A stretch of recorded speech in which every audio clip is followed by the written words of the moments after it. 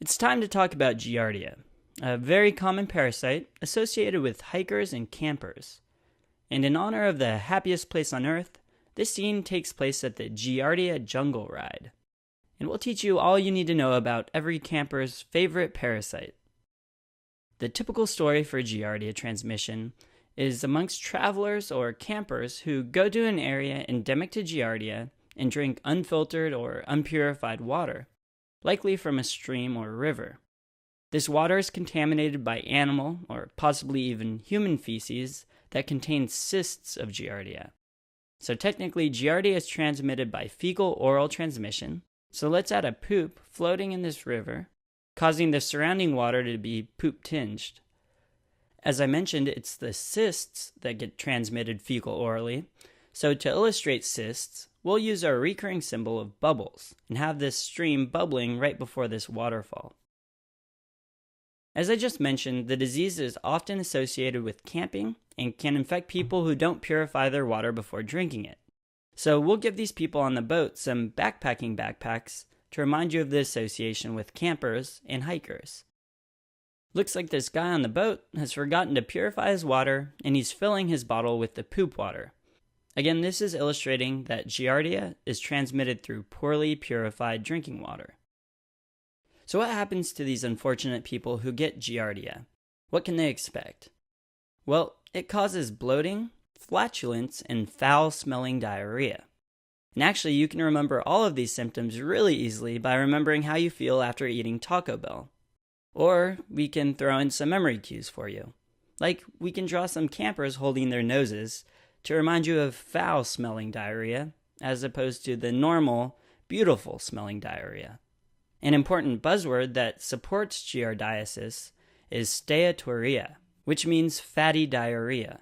So to represent this, we'll draw a man sitting on a yellow stool. Yellow to remind you of fatty stool, and notice it's not red because it's not producing bloody stools.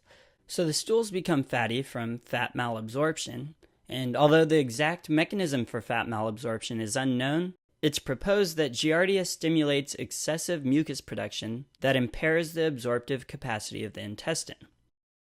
People with this infection who don't get treated can have significant weight loss and health problems from malabsorption. Do you remember what vitamin deficiencies might occur as a result of fat malabsorption? Right, that would be vitamins A, D, E, and K. Now, after you ingest this cyst form, it differentiates into the trophozoite form. They have a very distinctive look that you should be able to recognize. And here's one under scanning electron micrograph. Notice it's flagellated and has these ventral sucking discs that give it its really distinctive look. Now let's look back to the drawing at the side of the boat, to these shields that we're drawing. They have a very similar shape and are also flagellated, and you're likely to see a picture of Giardia that looks similar to these shields on your exams. So if you remember these shields, you should be able to recognize it. The trophozoites attach but do not invade the intestinal wall, which is important because if it doesn't invade, it won't cause bloody diarrhea, unlike entamoeba and some of the other bacterial pathogens that we've talked about. The trophozoites can be passed into the stool, which is why some of the shields have fallen off into the water. And we have this man pointing at them, seeing them in the poop water, because finding these trophozoites in the stool is diagnostic. You'd find them if you ordered a stool O&P, or ova and parasites. So we'll write OP on his shirt to remind you of this diagnostic test. Also, some of the trophozoites in the intestine will turn back into the cyst form and also show up on stool O&P, and those are what go and infect other people. Alternatively, you can perform an ELISA stool antigen test to make the diagnosis, so we'll actually title the boat ELISA, a great boat name. Interesting story, I came really close to naming my boat ELISA, but then realized I couldn't because I don't have a boat. Also, remember the boat is floating in the diarrhea water to remind you that the ELISA is looking for stool antigens. Do any of you out there know how we treat giardiasis? Well, the answer lies in Disneyland, if you've been. Guess what passes just behind the Jungle Cruise? A monorail, which happens to be our symbol for metronidazole. So we'll draw this monorail or metro here to remind you of metronidazole. Isn't it just amazing how these symbols work out?